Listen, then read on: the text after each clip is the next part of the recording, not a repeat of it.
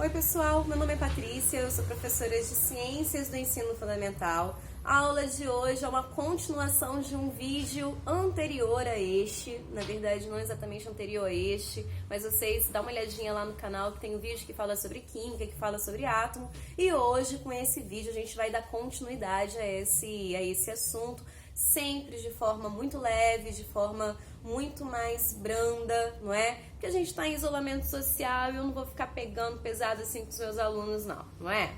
Bom, até 2016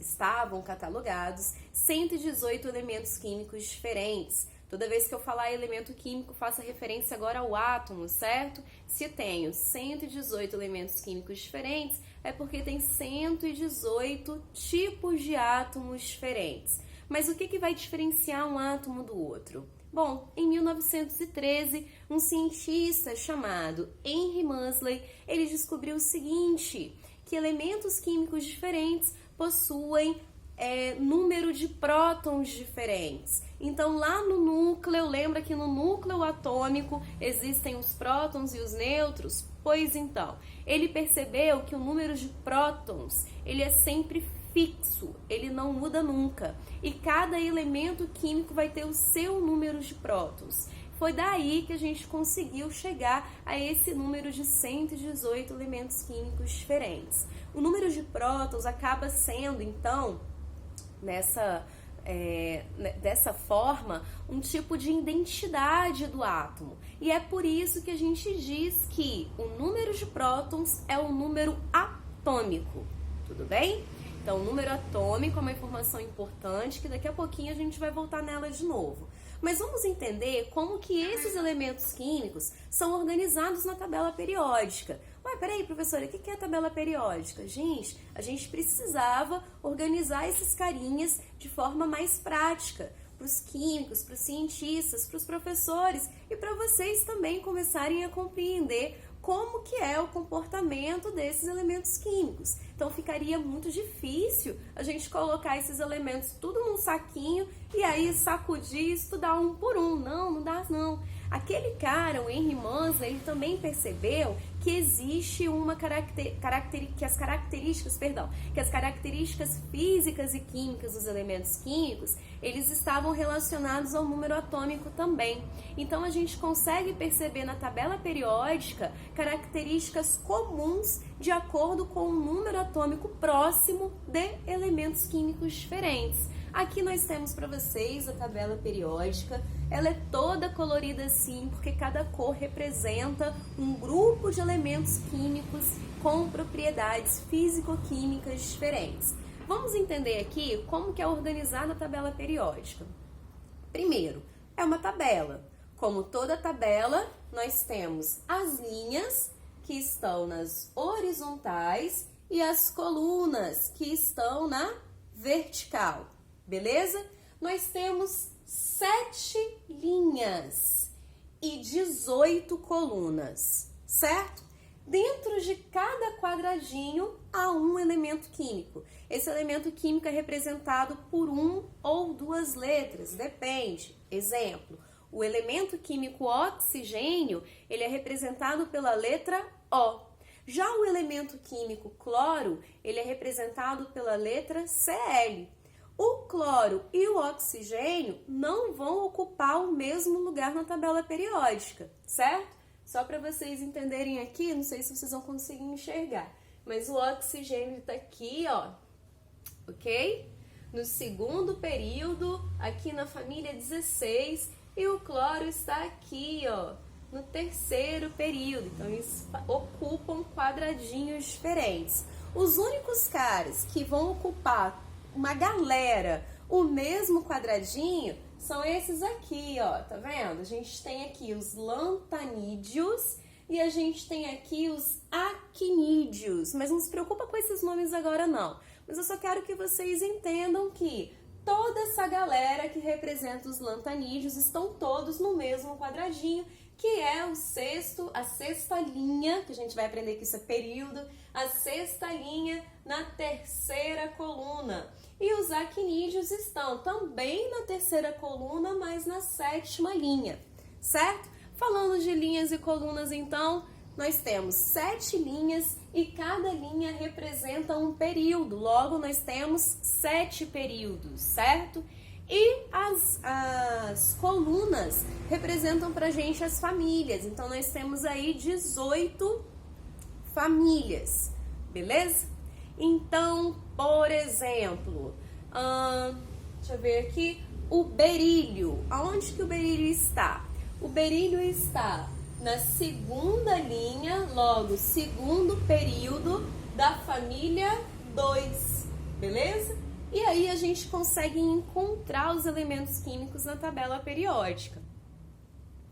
Aqui eu consigo mostrar para vocês de forma mais claro, né?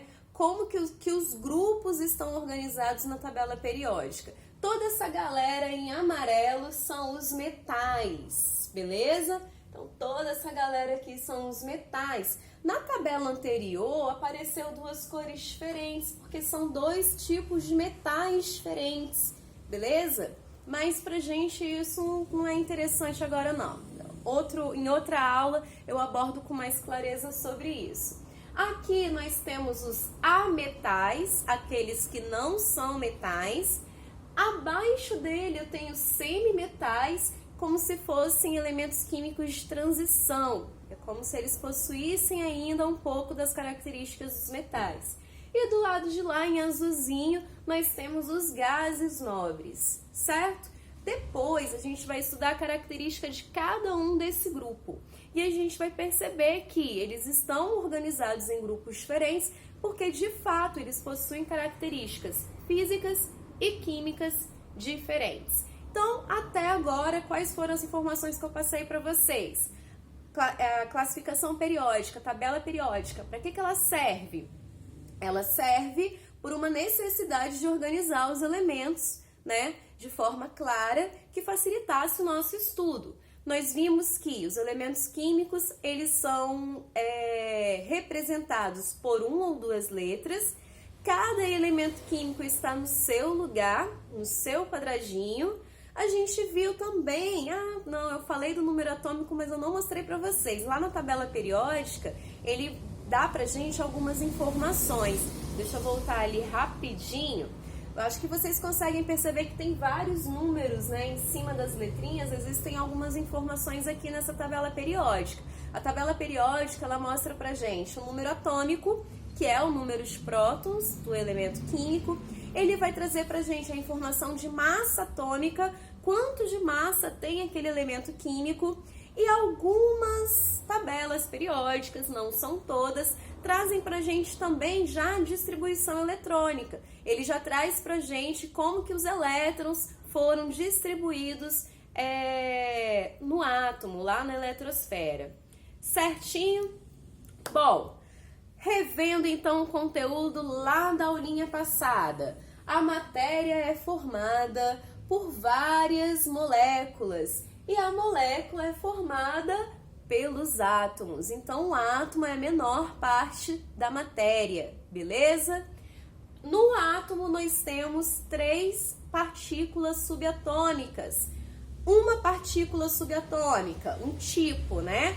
Fica sempre em movimento ao redor da eletrosfera. Esse cara é o elétron de carga negativa. E lá no núcleo, agora eu vou trazer o núcleo aqui para mais perto da gente. Aqui no núcleo existem 2 tipos de partículas subatômicas, os nêutrons e os prótons. Os prótons têm carga positiva e o nêutron não possui carga nenhuma, beleza? Número atômico. O que é o número atômico? É aquele cara que vai dar a identidade do átomo. Número atômico é a mesma coisa que o número de prótons. E o número atômico, ele é representado pela letra Z. Então, quando eu escrevo que Z é igual a P, eu estou dizendo que o número atômico é igual ao número de prótons. Beleza? Voltei lá na tabela periódica. Aonde que aparece o número atômico no elemento químico da tabela periódica? Na tabela periódica, o número atômico aparece aqui no cantinho à esquerda, beleza? Porém, nos exercícios, quando a gente escreve o elemento químico no caderno também, esse número atômico não vai aparecer em cima. O número atômico ele é escrito aqui, ó, embaixo, certo? Aqui nós temos o elemento X e o elemento Y, ou seja, dois elementos químicos qualquer. Eu só estou mostrando para vocês nessa imagem aonde que fica o número atômico. No livro, no exercício, quando a gente escreve no caderno, nós vamos escrever o número atômico aqui do ladinho, embaixo do elemento químico. E na tabela periódica, o número atômico aparece lá em cima. Beleza? Bom, além disso, lá na tabela periódica, como eu disse para vocês antes, aparece o número de massa. A massa é representada pela letra A, ok? Na tabela periódica, a massa, normalmente, a gente consegue encontrar ela abaixo do elemento químico. Nosso exemplo aqui, então, o neônio, ele tem massa igual a 20,1797, certo? O número atômico do neônio é qual? O número atômico dele é igual a 10. E quando a gente escreve um exercício no caderno, como que a gente vai colocar o número de massa? O número de massa vai aparecer acima do elemento químico. Mas afinal de contas, o que é a massa? A gente não tem prótons, nêutrons e elétrons? Pois então, essas unidades, elas possuem massa. O nêutron e o próton possuem massas correspondentes. Então, a massa de um é ligeiramente igual à massa do outro. Então, a gente vai somar 1 para 1, tá ótimo. O elétron, ele é muito pequeno.